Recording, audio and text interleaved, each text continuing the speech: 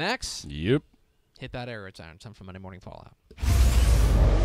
Monday Morning Fallout, of course, when we overreact to the football weekend, and there is quite a bit we need to discuss. There's few weekends better for overreaction than this one. Quite a few. Let's start with my 3 big thoughts. First big thought, only kinda insane. Just a little. So the bi-district round of the Texas High School Football Playoffs, the first round, was ludicrous. Yep. Ludicrous. And if that's the bar that you have to clear, you're never going to clear it. No. You're just up a creek without a paddle. You're not going to clear that bar. Right. I still think that this round of the playoffs was pretty wacky. Yeah. Pretty wacky. Pretty interesting. But it wasn't that kind of full-bore, holy cow, upsets everywhere that we came to expect. Now, there were our share of heavyweights going out.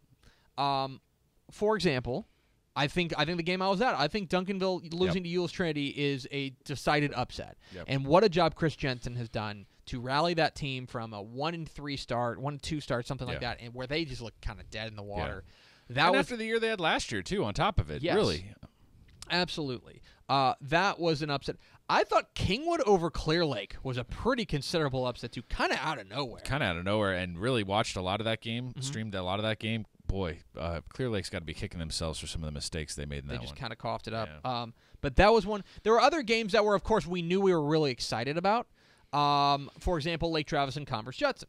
But, which was a fantastic game. You can't call that an upset, though. No. Lake Travis beat Converse Judson. So I think you say the same about DeSoto and South Lake Carroll, right? DeSoto's defending state champ, but South Lake Carroll's had a great year, and the way they won it, it's hard to call it an upset. Absolutely. Yeah. There were scattered hither and yon a couple of upsets, but overall, this was only kind of insane. Yeah. That's kind of the way that kind of taking it all as a whole, if you compare it against the first round, it's going to be like, oh, well, it was good. Yeah. It wasn't that kind of, turn your head all over the place. You're never going to believe what you just saw. So it was only kind of insane. That's my first big thought. Second big thought, flowers for your boss. So let's say, hypothetically, you think you might get fired. Sure. You probably want to do something for your boss to make sure that you don't get fired. Maybe, for example, you send him or her flowers to make sure you don't get fired. We had a number of coaches around the state who had one last chance to send their boss some flowers. Some of them did. Yeah. Cliff Kingsbury at Texas Tech, I don't think there's really any question at this point, saved his job on Friday night when he rallied to beat Texas, when Tech rallied to beat Texas. That's fair. I think they got to a bowl. They went 6-6. They are bowling. They go to Austin. Yep. I believe he's the first coach in Tech history to ever win back-to-back games in Austin. I believe that's true. That will win you a job. Those are good flowers to your boss. Yeah. And then there were some coaches who sent their boss a basket of turds. Yeah. And they're paying for it. Yeah. For example, if you didn't know, A&M fired Kevin Sumlin after the umpteenth consecutive loss to LSU. And it's so funny, I'm watching this LSU A&M game. And we will, by the way, we'll have a lot more. We'll have a full segment on both the A&M and Rice openings tomorrow. But we're just going to touch on them here. I'm watching that A&M LSU game, and I realize I'm having that same feeling that I had at every A&M Arkansas game. Yeah. Which is, this is following the same script. A&M's going to make some dumb mistakes, and then LSU's just going to kind of hold them at arm's length. Yeah. And it's just not considerable arm's length, and it's just never going to be close. It's just never going to be close. And that's exactly how it played out. And I don't know why I'm surprised. And so A&M fires Kevin Sumlin. Like I said, we'll have a lot more on that tomorrow. And then today, this morning, Rice also decided to send their boss a basket of turds as well. And that cost David Bailiff his job after 11 seasons at Rice. He was fired this morning after 11 seasons, the second longest tenured coach in the state behind Gary Patterson. And it all comes back to the fact that they just were never able to find any sort of offensive consistency. They scored 14 points. One of them was a pick six against North Texas. And North Texas is not this for as good as North Texas has been, they're not some defensive powerhouse. Yeah.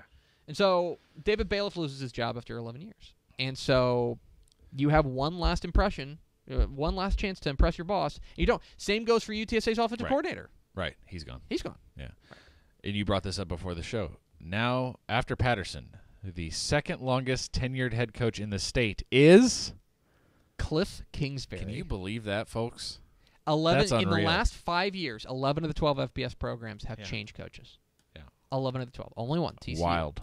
It is incredible. Send flowers to your boss. Yeah. And thought number 3, the empty throne. Last week, we lost our first of the 12 defending state champions in Mineola. Yep. We talked with Craig Way about how that was just kind of expected. It was a down year for Mineola. Yeah. It's fine. We expected it.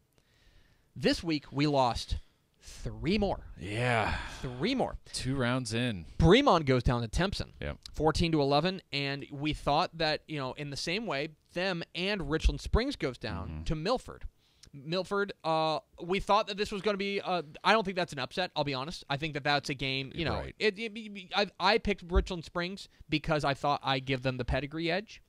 But the fact Walker Tippy did not play, but at the same time, if Walker Tippy had played, I'm not sure the result's different. I think it's closer. Yeah. They probably don't get 45. Right. But I think Milford's the better team. So pretty impressive. But it's kind of the same thing for Bremond and Milford. I'm sorry, Bremond and Richland Springs. Yeah. In the sense that early in the year, they took a loss, and it kind of took off that shine of invincibility. A little bit. Right? Just a little bit. Yeah. And so they go down. And then on Saturday, we lost to Soto. Yeah. The 6A Division II champs go down to South Lake Carroll. And did you watch that game? Is that one of the games? I did watch that game, yeah. The reports that I'm getting from that game is that it never felt like DeSoto was going to win that game. It didn't. It didn't. At 20-7, you felt like it was over. Yeah. It was that. I will say the 2 things that really start. I mean, penalties. Come on, you got to play a cleaner game than that if you want to go on in the playoffs. And 2, a DeSoto defense that genuinely really looked good all year did not have an answer for McDaniel. Yeah, I mean, TJ McDaniel's pretty good. Up the gut, Yeah. man. I mean, just no solution in the middle, and South Lake was happy to call his number, understandably, and they did not have a great answer for him. We have 8 state champions remaining. We will see how many can survive this week. 3 helmet stickers. A helmet sticker to goalie, wide receiver, and defensive back Dontavian Clay. What an all-around game he had. 81-yard punt return for a touchdown, a 45-yard interception return for a touchdown, 6 tackles, and he caught 3 passes for 34 yards in their big win over Hallettsville, which, again, maybe an upset, maybe. A little bit. But Goliad's been really good. Goliad wide receiver. Goliad's had a nice year, though. Goliad wide receiver defensive back Dontavian Clay, a helmet sticker for him. Houston defensive lineman Ed Oliver. Boy, he saved his best for last.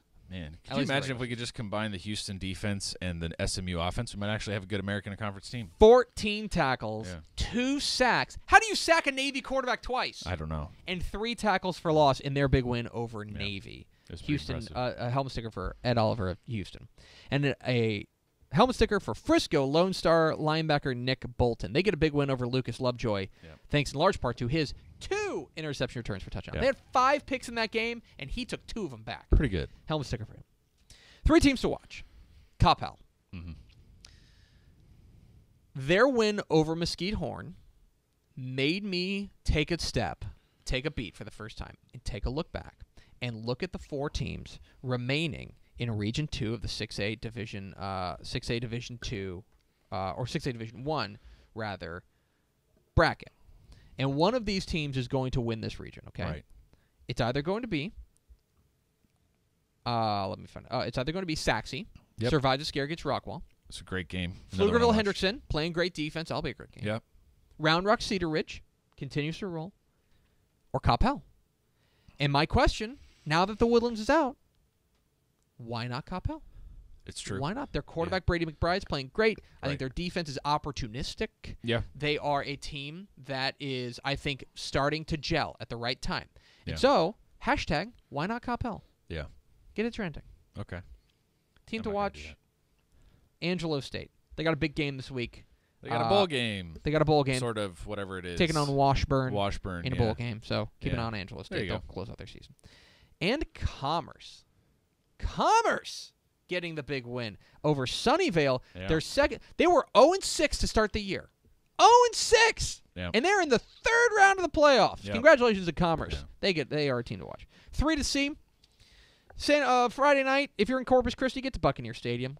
San Antonio O'Connor and San Benito in a battle of unbeatens in 6A Division 1. I've had my eye on San Benito for a couple of weeks now. I think that this is a team that's playing really, really well. Keep an eye on them. And San Antonio O'Connor, Roel Sanchez, their quarterback, is really rolling right now. Their win over, I think, Reagan last week was exceptionally impressive. Yeah. This is a battle of unbeatens. TCU and Oklahoma, Big 12 title game, 11 a.m. Saturday at AT&T Stadium. Easy enough. They get their shot. They won't have Nick Orr for the first half, which stinks, but TCU and Oklahoma get their second shot at Oklahoma. And De Leon and Mart, 7:30 p.m. Friday night at Whitney's Wildcat Stadium. This is a huge, huge game. I really don't know who I'm going to pick. I think you have to go with Mart. I think the resume speaks for itself. It's interesting because I think this is probably the biggest test they'll have faced all year. Mm-hmm. And I think you could say the same about De Leon. They're going to have to punch up. I just don't – look, at the end of the day, pound for pound, Mart has the best players in 2AD1. I think I'm leaning there. And if they play a complete game each week, I'm not sure anyone can beat them, but this is a good test. I think I'm leaning there, but I've been on the De Leon bandwagon for so long. You've been on it since day one. Hard to hop off. That is Monday Morning Fallout.